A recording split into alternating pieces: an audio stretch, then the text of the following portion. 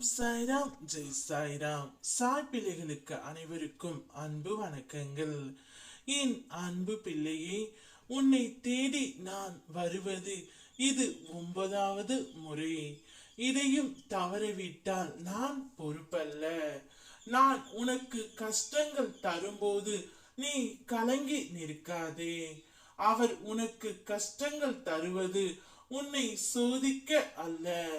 உன்னை சுற்றி உள்ள உறவுகளில் எத்தனை போலி உறவுகள் உள்ளன என்பதை உனக்கு உணர்த்தத்தான்.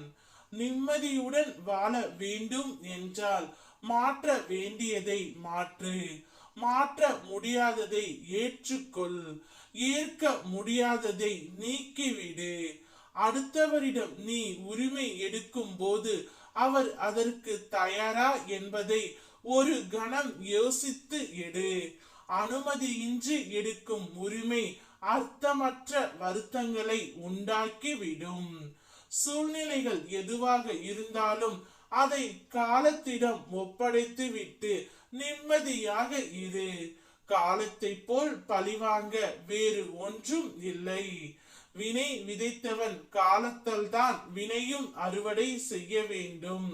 பொறுமையாக நடந்து கொள். பச்சோந்திகள் உருவ நிறத்தை தன் சூழ்நிலைக்கு ஏற்றது போல் மாற்றும். அதுபோல் சில பேர் அவர்களின் சூழ்நிலைக்கு ஏற்றவாறு மனதையும் மாற்றிக் கொள்வார்கள். அவர்களிடம் கவனமாக பழகு. நல்லவர்கள் போல் நாடகமும் ஆடுவார்கள். அவர்களுக்கு தான் நீதியும் நியாயமும் நிலைத்து இருக்கும். அவர்களிடம் விலகி இருப்பது நல்லது. அவர்களுக்கு எல்லாம் நல்லதாகவே நடக்கும். அதை கண்டு வஞ்சனை கொள்ளாதே.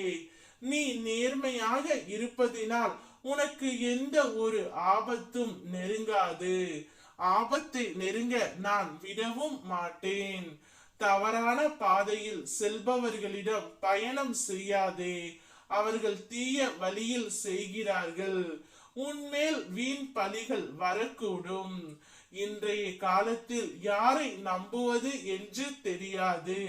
நீ ஒருவரிடம் பழகும் பொழுது கவனமாக பழகு. உன் கஷ்டம் எல்லாம் தீரப் போகின்றது. உன் வாழ்க்கை மகிழ்ச்சி கட்டத்தில் போகின்றது. உன் எதிர்காலம் வளர்ச்சி அடையும்.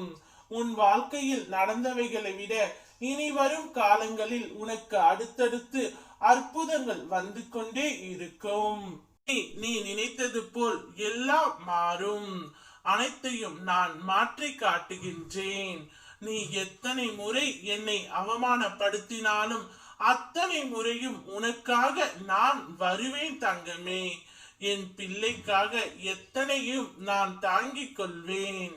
ஓம் சாய்ராம் ஜெய் சாய்ராம்.